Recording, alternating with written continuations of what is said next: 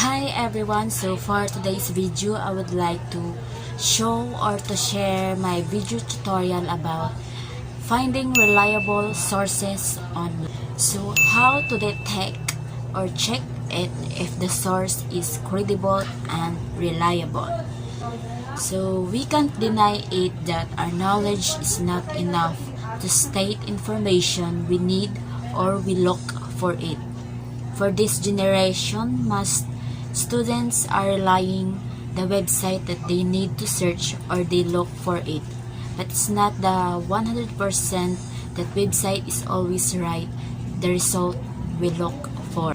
It's important, guys, to know more and to be confident that the source of information that you are taking is credible and reliable. So what are the things that we need to scrutinize, and how would we know if the information or a source of information we look for is credible and reliable? I have 5 tips that I would like to share with you, that how I make sure the sources of information are credible. So this is the important thing that you need to know to make sure your sources of information is credible enough. So the first step is to compare the data. Compare the data you have seen in one source and with the other sources. Compare the consistency of the data to make sure that your sources are reliable enough. So, samara na siya sa Marites ba kung may nabati ka na kuan, amo dyaon, manguta naman ta kung tinuod ba ang tag Marites ni kuan. So, it was just like checking or confirming the reliability of information you heard, even it's kind of Marites ra na siya. O labi na sa imo pag dealing of data, dealing of facts, we are really have to compare the different resources to check at consistency. So that's all for the first steps. So for our second steps is to check the background of the author, of who is the writer, what his or her credential. Is he a professional? Is he credible enough to talk about the topic? So we have to check the credential and the experiences of the writer, of the authors. So if your source is a book, usually there is about section the author of a book, you can see it in the last page of the cover of a book. If you are looking at the web page, usually there is the authors of section in a certain web page. So the third thing that you need to look is observe the language and the mechanics of a certain source is the language.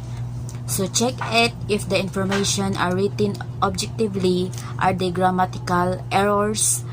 Are they typogrammatical errors? These can be a red flag because the author cannot be a proofreader, or we cannot proofread his word correctly or effectively.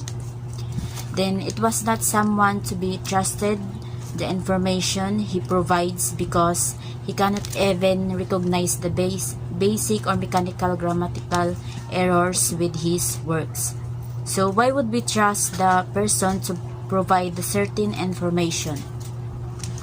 So check the language or mechanics of a certain composition.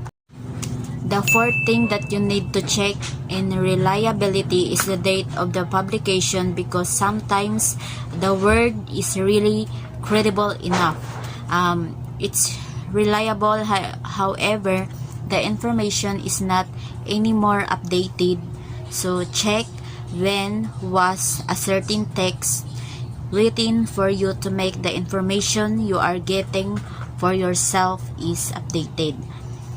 Especially when it's all about reports, survey, is better to look for more update, more current information when it comes to numbers or numerical data.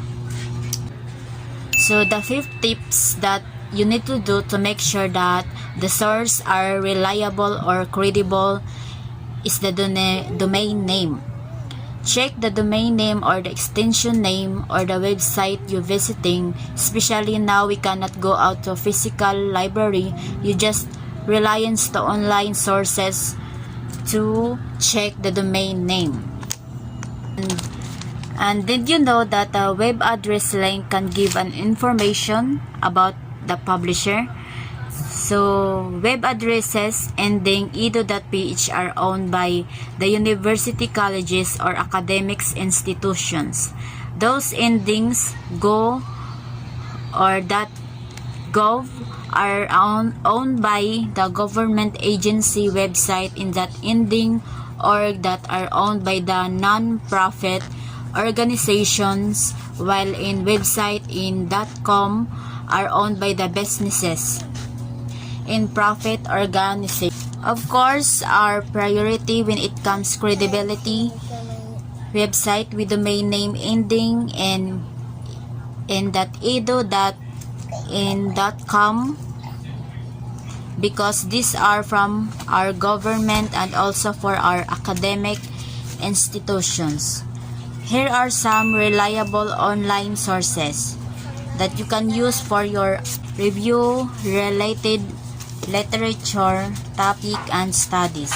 So that's all that I can share to all of you guys. My 5 tips that can make sure your sources online are reliable. So that's all. I hope it helps my video tutorial, and thank you for watching.